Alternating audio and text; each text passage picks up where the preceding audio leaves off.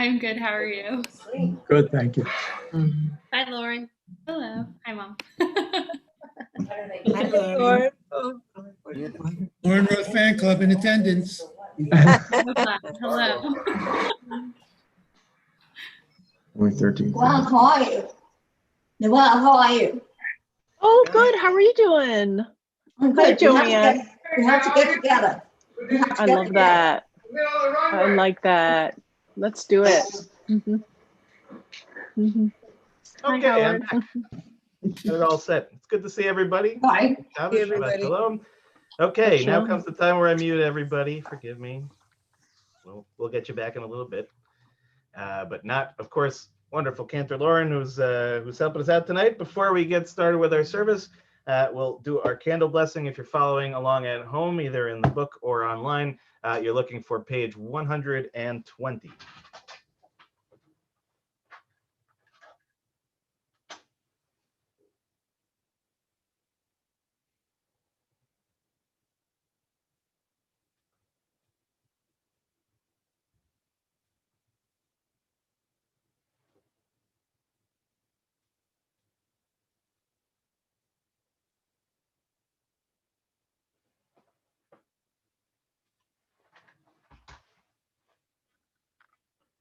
Baruch atah Adonai Eloheinu melech haolam asher kitshanu mitzvotav v'tzivanu lehadlik ner shel Shabbat.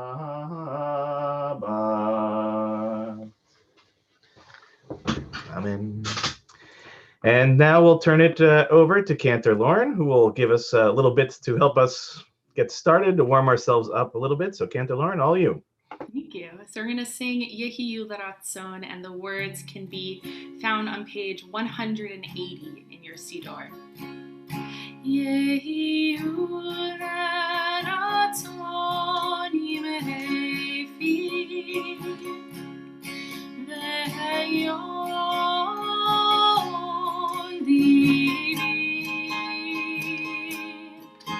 Yehiyu L'Ratzon imhefi v'hayon divi lefanecha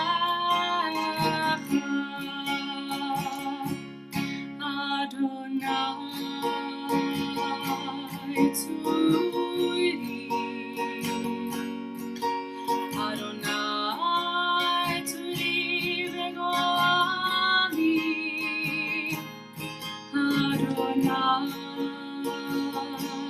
tzuri Adonai tzuri v'go'ali Yehiyu L'Ratzon imhefi v'hayon divi Yehiyu L'Ratzon imhefi v'hayon divi lefanecha. I should say, I meant to tell you, Cantor, that last week when I got home, I sang that to Eva as she was going to sleep. So it works very well as a lullaby for anybody who needs it. Maybe for yourself, you could sing it for yourself, but love it. Absolutely love it. And with that joyful thought, we're going to begin Kabbalat Shabbat together on page 130 at the very top of the page. Lechu neranena, lechu neranena, lechu neranena, l'Adonai. Lechu neranena, lechu neranena, lechu neranena, l'Adonai. Naria, Naria, letzoi shenu nekadma fana vetoda. Naria, Naria, letzoi shenu bizmirot Naria lo. Lechu neranena, lechu neranena, lechu neranena, l'Adonai. Lechu ner hanena, lechu ner hanena, lechu ner hanena l'Adonai. We turn it back to Cantor Lauren as we turn to page 131.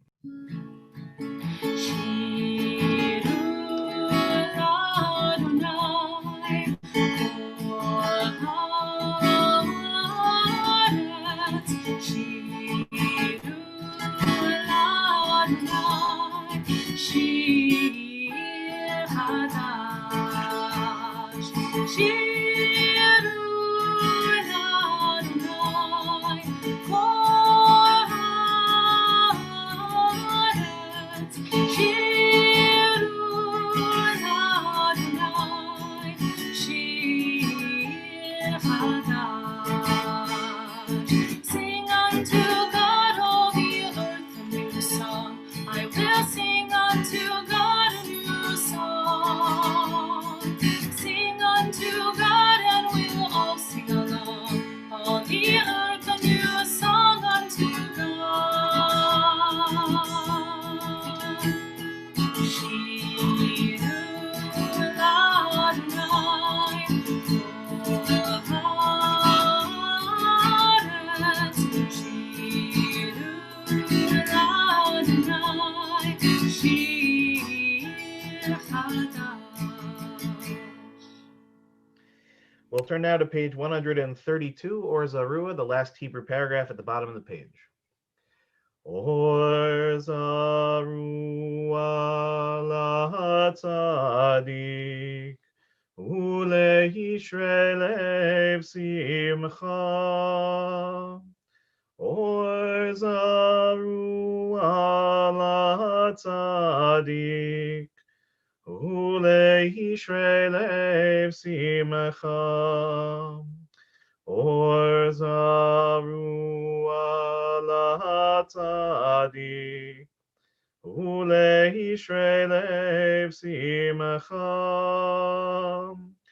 Or Zarua l'tzadik, uleishrei lev simcha.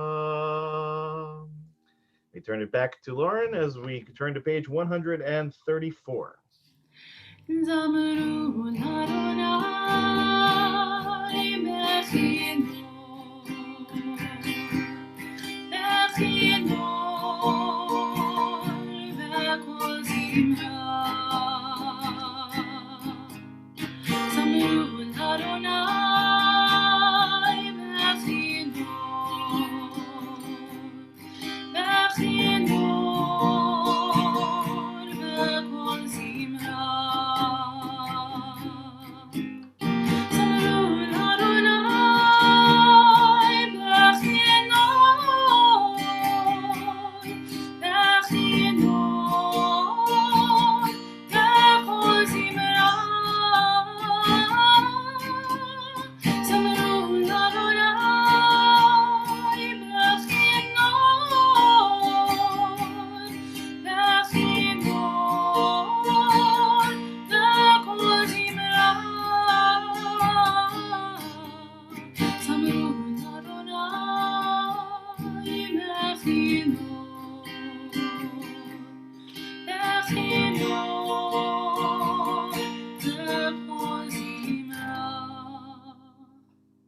Turn now to page 135, Romemu.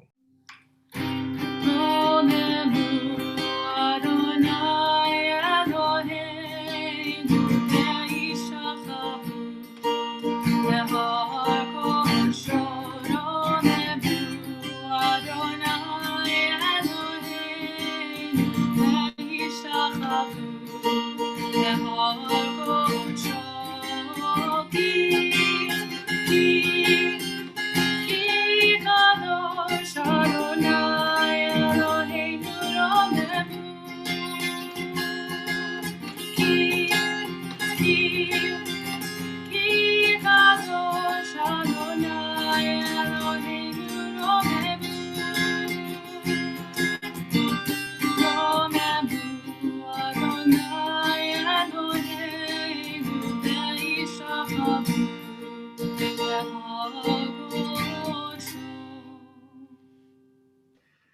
We'll turn now to page 138 for Lecha Dodi, and reminder again, first, second, fifth, and ninth paragraphs.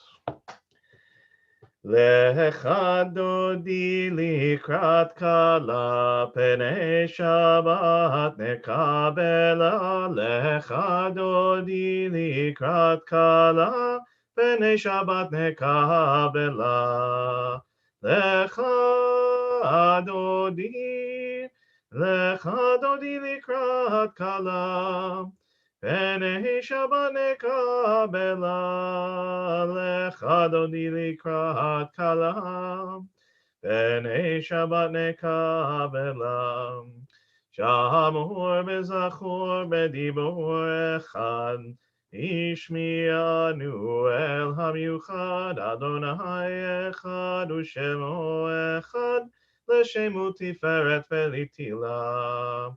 Lecha Dodi likrat kala penei Shabbat nekabela.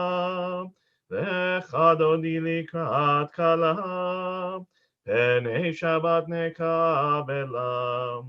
Likrat Shabbat lechu v'nelcha ki mekor haberacha merosh mikedem nesucha sof maaseh b'machshava tchila. Lecha Dodi likrat kala penei Shabbat nekabela.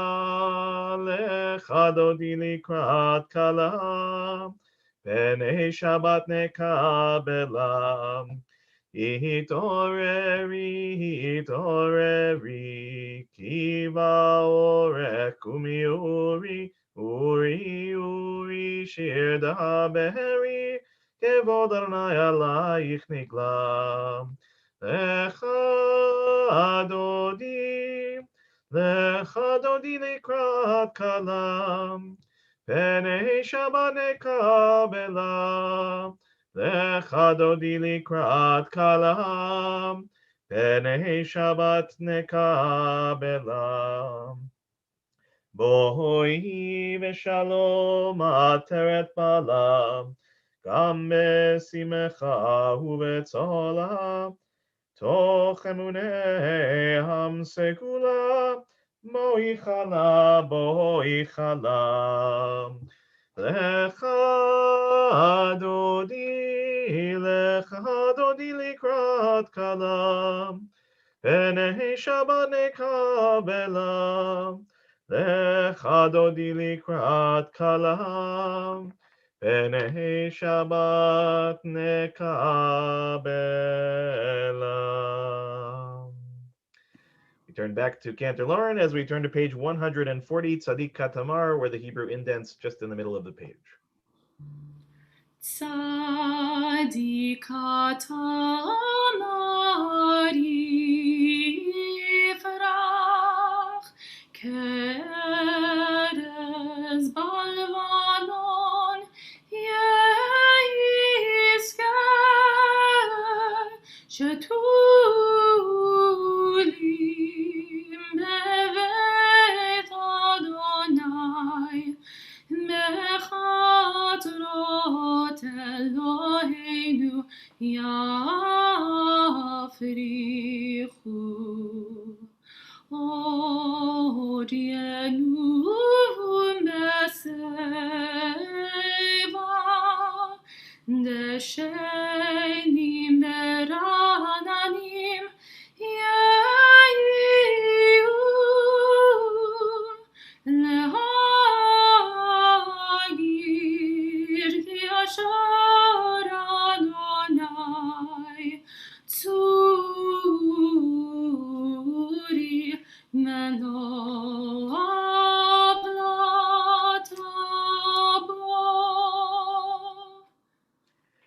We turn now for the Chatzi Kaddish on page 144. יתגדל ויתקדש שמי רבה, בלמד יברכיותי וימליך מלכותי, בחייכון וביומכון ובחיי דכל בית ישראל, בעגלה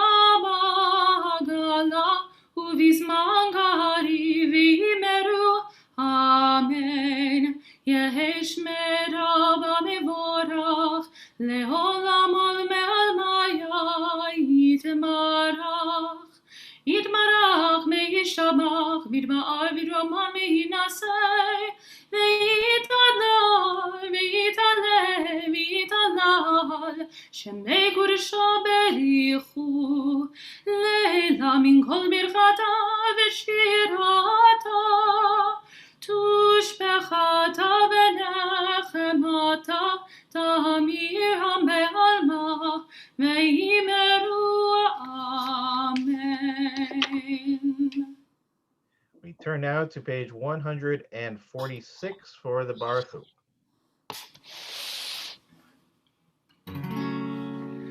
Am I awake? Am I prepared?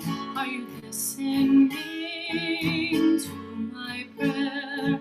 Can you hear my voice? Can you understand? Am I awake? Am I prepared? Baruch Hu et Adonai HaMevorach. Baruch Adonai HaMevorach le'olam va'ed, le'olam va'ed. Yai, yai, yai, yai, yai, yai, yai, yai,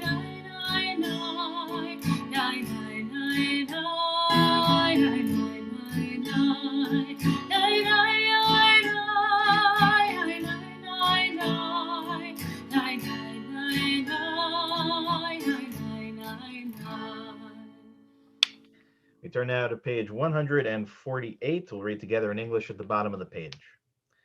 Blessed are you, Adonai, our God, ruler of the universe, who speaks the evening into being, skillfully opens the gates, thoughtfully alters the time and changes the seasons, and arranges the stars in their heavenly courses according to plan. You are creator of day and night, rolling light away from darkness and darkness from light, transforming day into night and distinguishing one from the other. Adonai Tzvaot is your name. Ever-living God, may you reign continually over us into eternity. Blessed are you, Adonai, who brings on evening. ומעביר יום ומעביר לילה, ומבדיל בין יום ובין לילה, אדוני צבאות שמו, אל חי וקיים, תמיד ימלוך עלינו לעולם ועד. ברוך אתה אדוני, המריב הרבים. אהבת עולם בית ישראל, עמך אהבת, תורה ומצוות, חוקים ומשפטים, אותנו למדת. על כן אדוני אלוהינו, בשוכנו וקומנו, נשיח בחוקיך, ונשמח בדברי תורתך, ובמצוותיך, לעולם לעולם ועד. כי הם חיינו, ואורך ימינו, ובהם נגע יומם ולילה. מאהבתך אל תסיר ממנו לעולמים. ברוך אתה אדוני, אוהב עמו ישראל. שמע ישראל, אדוני אלוהינו, אדוני אחד. We're now on page 154.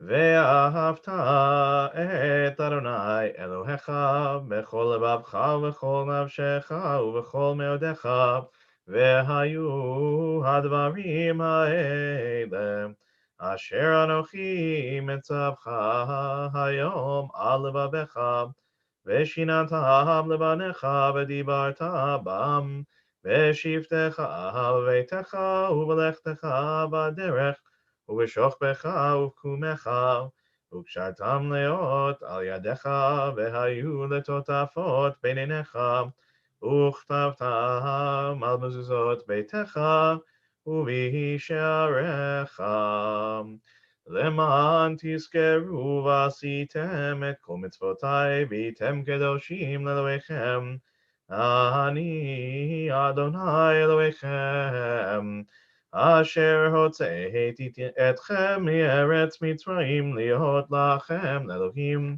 אני אדוני אלוהיכם, אדוני אלוהיכם אמת. We turn to page 157. We'll read together in English at the top of the page. Standing on the parted shores of history, we still believe what we were taught before ever we stood at Sinai's foot, that wherever we go, it is eternally Egypt, that there is a better place, a promised land, that the winding way to that promise passes through the wilderness, that there is no way to get from here to there except by joining hands and marching together. As we turn back to Cantor Lauren and page 158, Mi Chamocha.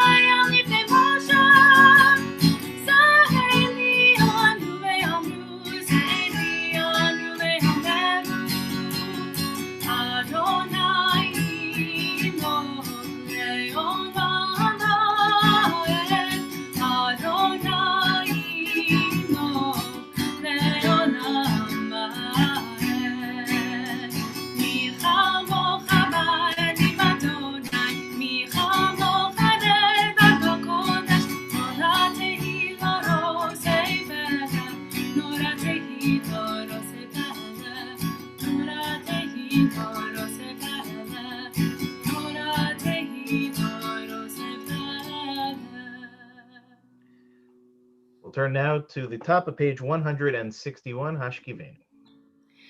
Let there be love and understanding among us. Let peace and friendship be our shelter from life's storm. Let there be love and understanding among us. Let peace and friendship be our shelter from life's storm. Hashkiveinu, Adonai Eloheinu. Hashkiveinu, Leshalom.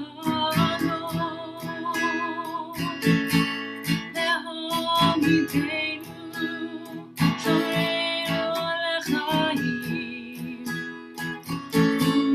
Ufros Aleinu, Sukkot Yomecha. Hashkiveinu, Adonai Eloheinu. Hashkiveinu, Leshalom.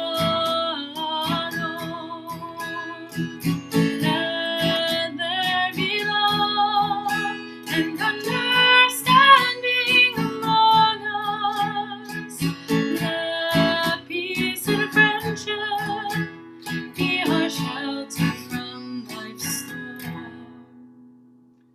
Turn now to page 162. V'shameru b'nei Israel et ha-Shabbat,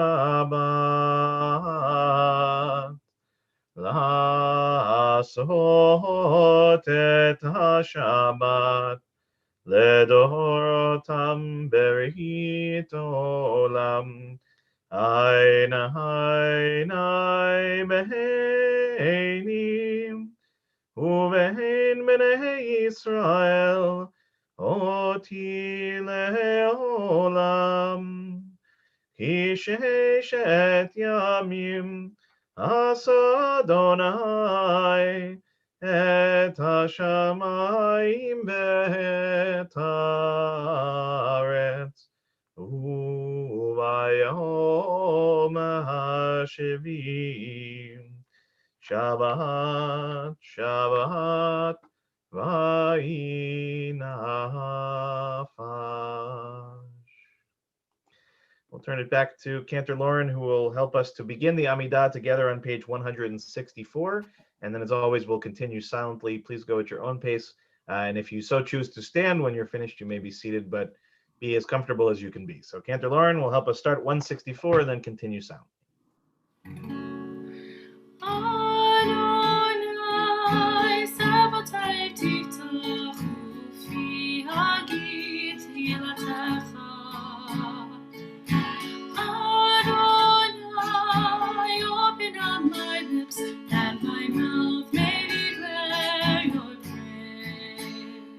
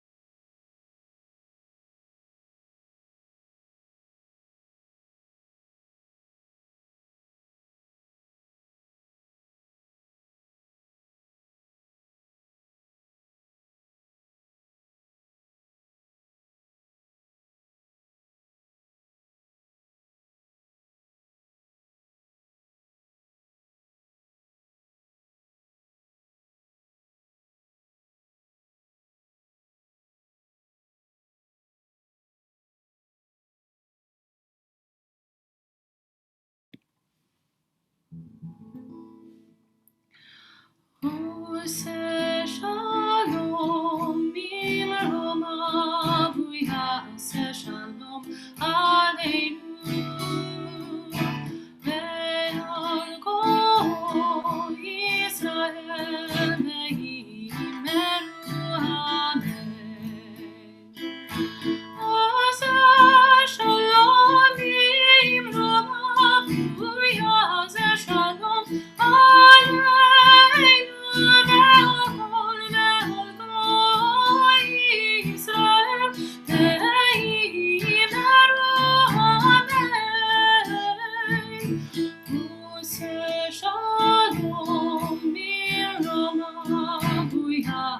Shalom,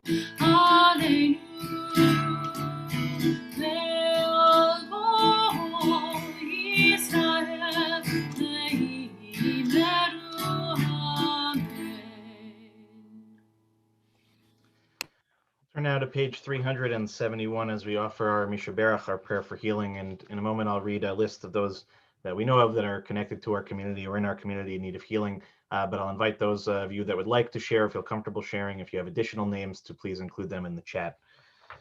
We begin by thinking of Lucy Gladstone, Harav Yaakov Tzvi Ben Liba, Mordechai Yaakov Ben Malka Rivka, Jane London, Phyllis Silver, Catherine Guarino, Emunah Chava, Sandra Furman, Morty Lynn, Phyllis Katz, Raina Walsh, Deirdre Klein, Stephanie Skitt, Nancy DeMate, Andrew Lesser, Jean Ben Sadun, Gloria Taradash, Judy Stern, Miriam Cornfield, Raz Brody, Hannah Ruth Batsara, Marlish Silverberg, Meluis Davidson, Susan Spruce, Fagel Tzipora Bat Elisheva Batsara, Richard Gambino, Michelle Sawicki, Idol Basha Bat Yitzchak, Tzvi Menachem Ben Chaim, Rivka Bat Devora, Amy and Gavin Tucker, Janice Kurz, David Dowling, Neil Elliott and Eileen Rosen, Israel Ben Yitzchak, Ben Sion Ben Moshe, Lorraine Danis, Buddy Kassoff, Shelley Newmark, David Kyle Klopman, Rivka Bat Rachel, Sarah Bat Chana, Moshe Eliezer Ben Sivia, Peretz Ben Yehuda, and Leah Bat Naomi. We'll add the names of those that have been shared in the chat, and of course those that you're simply holding in your hearts as we turn back to Cantor Lauren, who will lead us in the Misha Berach again on page 371.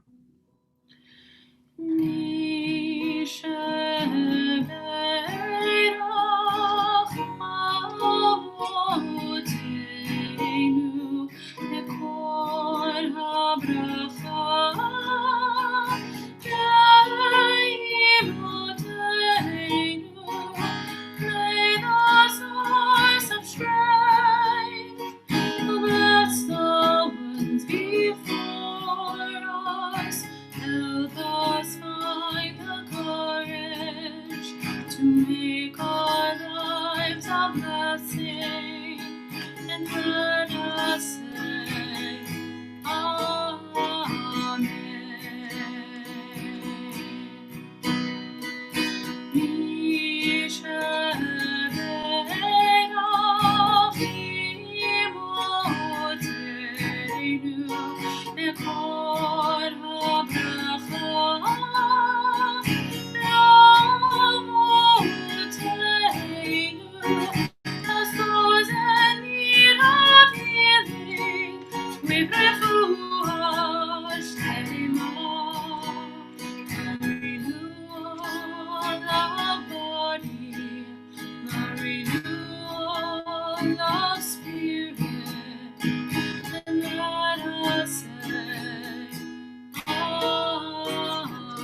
Amen. Thank you, Cantor. Shabbat Shalom, everyone. So this weekend, this Shabbat, we read Parshat Noach, which is probably one of the more identifiable chapters of the Torah, Parshiot of the Torah, and even the sort of story that most children know. And of course, we focus on for very good reason. And there are many themes, many things worth unpacking. But tonight, I want to focus towards the end of the Parsha, similar to what I did last week, actually, when we were discussing Cain and Abel. That same principle, sort of, we focus so much on the story of creation, the story of Adam and Eve. In the same way in Parshat Noach, we focus on the story of Noah and his family, and ultimately the flood and the resulting aspects that follow. But the story of the Tower of Babel, or Bavel, which occurs at the end of this week's portion, is really one that's quite fascinating, and I think increasingly so. The more that I've studied it, the more that I've contemplated and thought about it. And also one not so dissimilar from other sections of Breshit, especially of Genesis, which is ripe for midrash, ripe for interpretation, and for considering sections that perhaps need a little bit of additional unpacking. And this story actually is one of the ones that I think on a surface level, on a Peshat level, is actually very confounding. Choice of words not accidental. Because basically the story doesn't seem to make a whole lot of sense when we really think about it. Most of us are familiar with the story, I think, usually more from sort of pop culture reference than from the text itself. But the text, I'll just read you the beginning of the Parsha and sort of how it unfolds.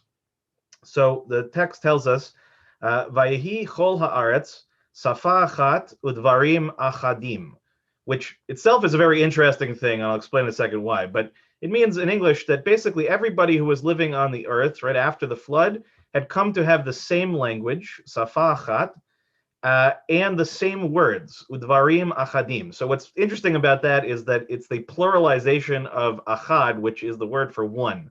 So when you add im at the end in Hebrew as a suffix, it creates a pluralization of words. So having a sort of strange circumstance here where you have a word that literally means singular, and yet adding the im to it implies multiples of something. But that's a conversation for another time. But the main idea here is that everybody basically is, according to the Torah, speaking the same language with the same words. And then it says, and as they migrated from the east, they came upon a valley in the land of Shinar, and they settled there. And they said to one another, come, let us make bricks and burn them hard. Brick served them as stone, and bitumen served them as mortar. And they said, "Come, let us build us a city and a tower with its top in the sky to make a name for ourselves, else we should be scattered all over the world." And here's where it gets more complicated.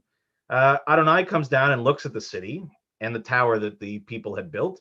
And God says, if as one people with one language for all, this is how they have begun to act, then nothing that they may propose to do will be out of their reach. Therefore, let us then go down and confound their speech there, so that they shall not understand one another's speech. And thus Adonai scatters them from there over the face of the earth, and they stopped building the city. And that is why it's called Bavel, because they're playing on the Hebrew word, which means to confound. Adonai confounds the speech of the whole earth, and from there Adonai scattered them over the face of the whole earth. So what is so surprising about this is this idea that seems like on the surface level everything is fine. The people are working together, they have the same language, they have the same idea, they're working to build the city together, they decide to build a tower to the heavens. What could be so wrong about that? So most of the commentaries focus on this idea of the kind of hubris of it, that they're trying to build a tower that touches the sky, ultimately getting closer to heaven and to God, and it's because of hubris that God sends them and scatters them apart. But the Midrash, other Midrash, I should say, point in a slightly different direction, and a few things that I want to build kind of step by step. So the first idea is basically saying that actually the concern that God had wasn't that they were all speaking the same language. The concern was actually about the fact that they all used the same words.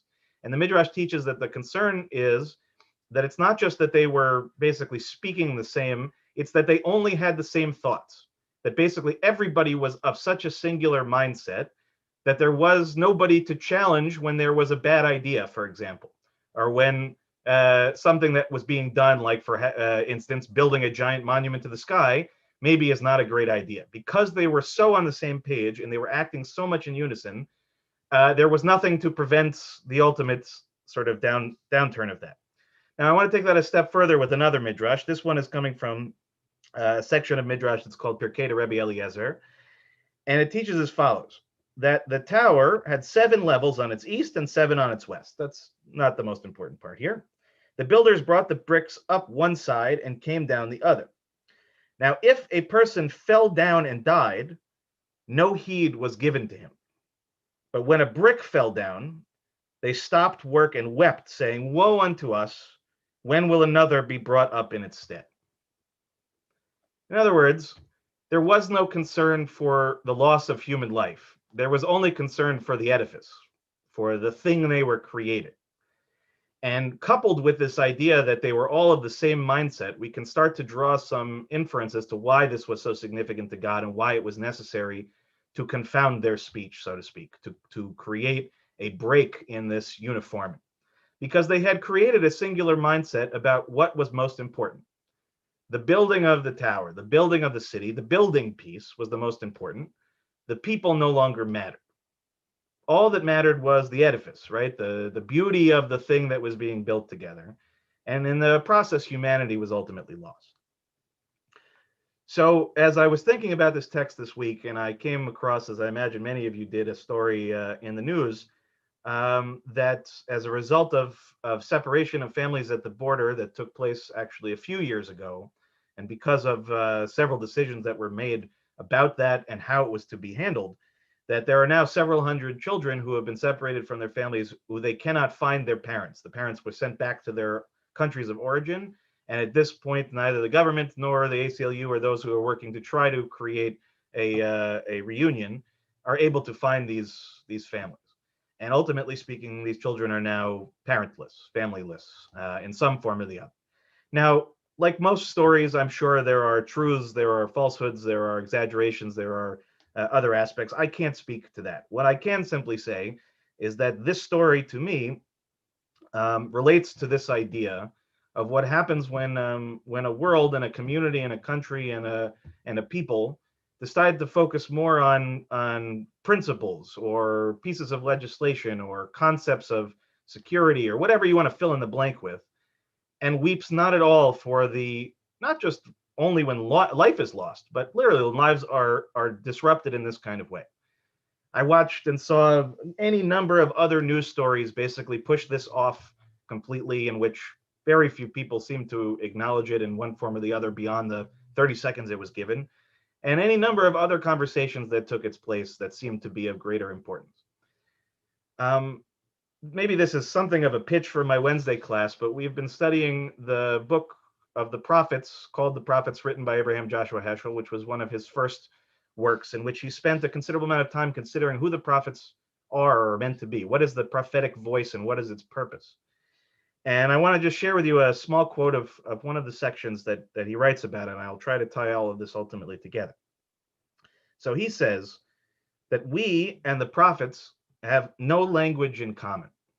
To us, the moral state of society, for all its stains and spots, seems fair and trim. To the prophet, it is dreadful. So many deeds of charity are done, so much decency radiates day and night, yet to the prophet, satiety of the conscience is prudery and flight from responsibility. Our standards are modest, our sense of injustice tolerable, timid, our moral indignation impermanent. Yet human violence is interminable, unbearable, permanent. To us, life is often serene. In the prophet's eye, the world reels in confusion.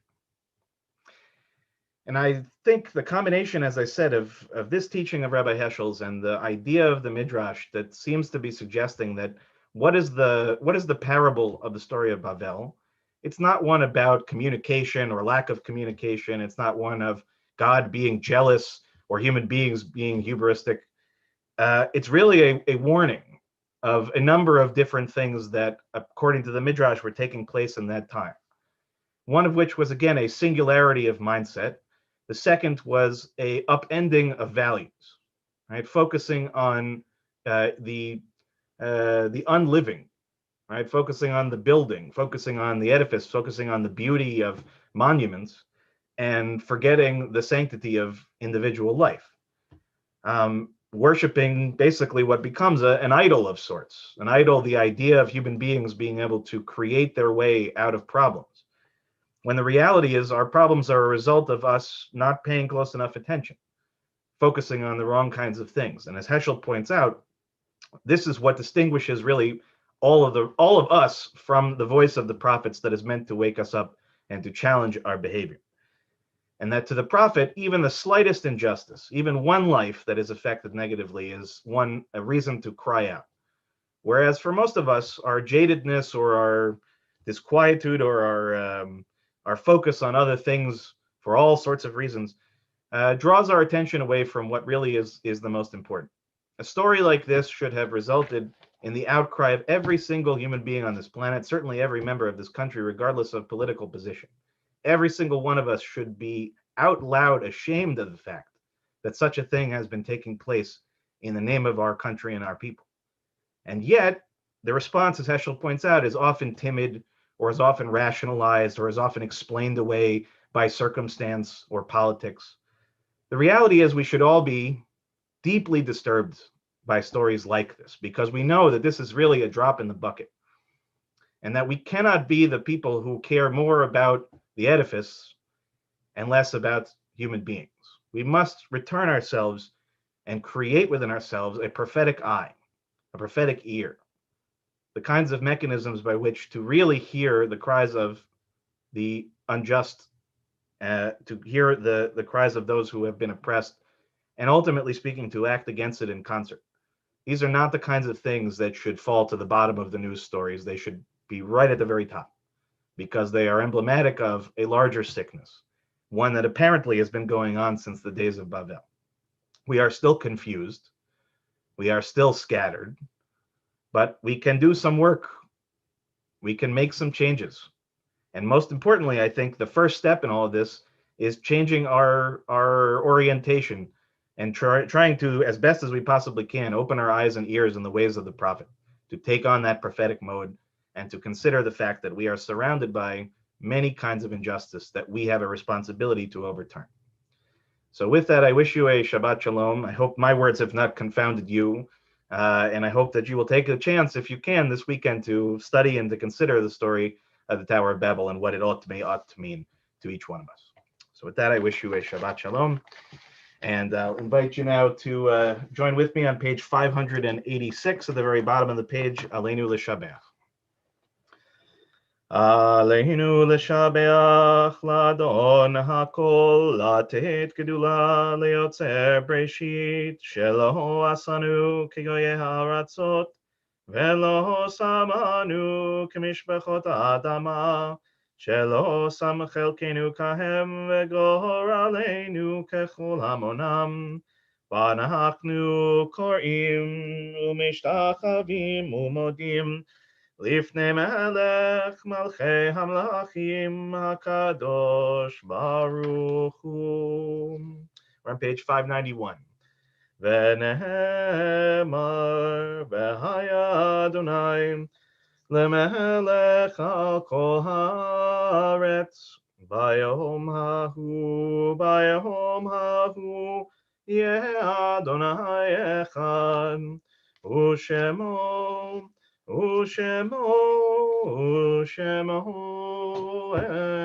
echad. Now invite those who are observing yard site or remembering someone who has passed in recent months, if you so choose, to rise as we remember those in our community who've passed in recent months. Miles Ambrose, Nancy Fisher, Saul Fisher, Edwin Friedman, Sandra Friedman, Lois Herr, Philip Idone, Laura Kurz, Madge Judith Parcher, Steve Popkin, Vera Shaps, Lisa Schneidman, Norma Small, Marjorie Weinberg Berman, and Marvin Weiss. We also marked the yard sites that occurred during the last week for Gail Abel, Sura Appel, Robert Benjamin, Abe Bennett, Louis Berkowitz, Samuel Blake, Herbert Blutt, Helen Cassell, Ephraim Cherish, David Doctorow, Beatrice Dror, William Gantz, Teresa Gilbert, Charles Goldberg, Meyer Hinderstein, Lillian Levy, Stuart Newmark, Monique Paskovich, Gail Panitz, Samuel Rodney, Benjamin Rubin, Susan Judith Ruby, Abraham Saltzman, Judy Sheldon, Barry Tabachnik, and Joseph Zucker. And if you're thinking of anyone this evening who we did not mention and you'd like to mention their names, you certainly can add them to the chat or simply hold their memories in your hearts as we join together on page 598 for the Mourner's Kaddish. Yitkadal v'yitkadash shemei rabbah, be'alma divrach yirutei v'yamlich malchutei, b'chayechon u'v'yomechon u'v'chayei dechol beit Yisrael, ba'agalav izman kariv v'imru amen. Yehei shemei rabbah mevarach le'alam le'almei almaya. Yitbarach v'yishtabach v'yitpa'ar v'yitromam v'yitnaseh v'yitadar v'yit'aleh v'yitalal shemei dekudsha berichu le'elah min kol birchata v'shirata tushbechata v'nechamata damiran be'alma v'imru amen. Yehei shalama rabba min shemaya v'chayim aleinu v'al kol Yisrael v'imru amen. Oseh shalom b'mramav hu yaseh shalom aleinu v'al kol Yisrael v'imru amen. Zichronam livracha, may every one of their memories be for a blessing. Okay, if you're still standing at home, please be seated. And Shabbat Shalom, everybody. I'm going to switch it to gallery view so I can see everybody. A few announcements. First is to join us for Shabbat morning services tomorrow, live streamed as always. It's accessible on our website, on YouTube, and on Facebook. And we'll welcome all to join us for Torah study that begins at noon on Zoom. So that one, hopefully you have all that information, but if for any reason you don't, please do contact me and let me know. Coming up this week, the Hebrew School is back in session on Monday at 4 o'clock, and the Social Justice Committee will have its regular virtual meeting at 5 o'clock as well. On Wednesday, my class on Abraham Joshua Heschel and his book on the prophets is ongoing. Again, Wednesdays at 12 o'clock. You're not too late to join if you're wondering. And again, even if you think you can only come once, come that one time. Don't worry about, if you can't make it to every one, therefore you don't sign up.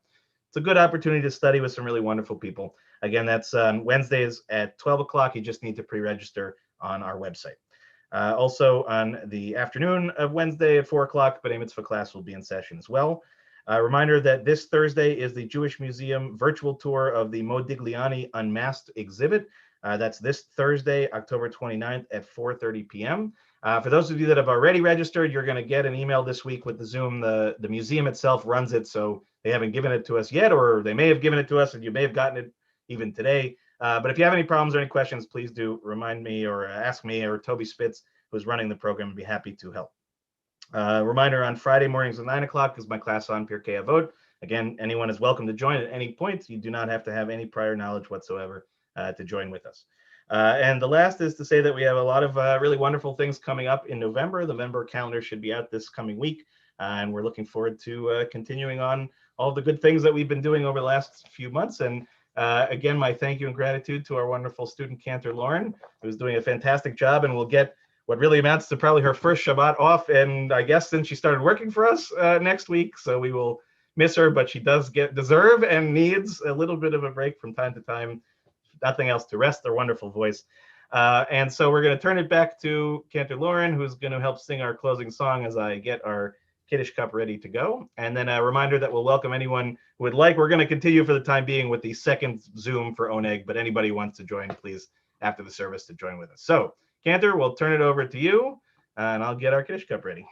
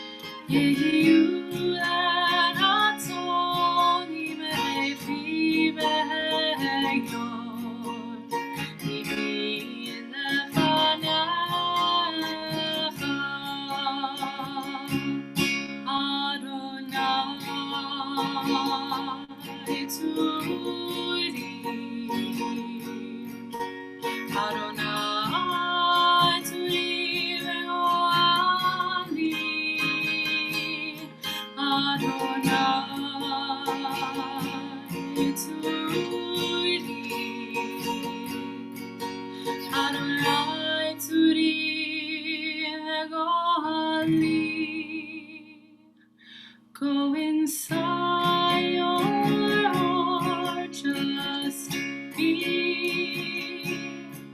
Go inside your heart and see what it wants, what it needs, what it yearns when you breathe. Go inside your heart and see. May the words of my mouth and the meditations of my heart be kind, be true. May they be acceptable to you. Oh, my rock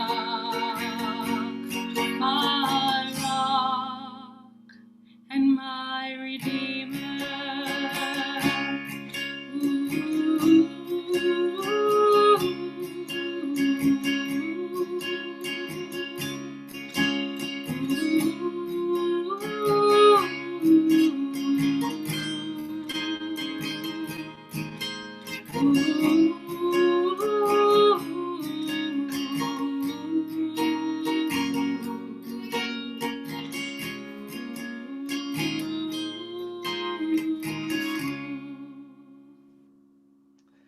Just beautiful. We're going to turn now to page 123. If you have a glass of grape juice or wine handy and you'd like to join with me for Kiddush, again, page 123. Baruch atah Adonai Eloheinu melech haolam borei peri hagafen. Baruch atah Adonai Eloheinu melech haolam asher kichanu b'mitzvotav v'ratzavanu v'shabbat kodsho b'ahava uvratzon inchilanu zikaron lema'aseh v'reishit ki hu yom techila lemikrae kodesh Zecher letziat Mitzrayim, kivanu v'acharta, ve'otanu kidashta, mikol hamim, ve'shabat kodshecha, ve'ahava uvratzon hinchaltanu, Baruch atah Adonai, Mekadesh HaShabbat. Amen. L'chaim to everybody. And you can all unmute now if you'd like to. Wish each other a Shabbat Shalom. Shabbat Shalom,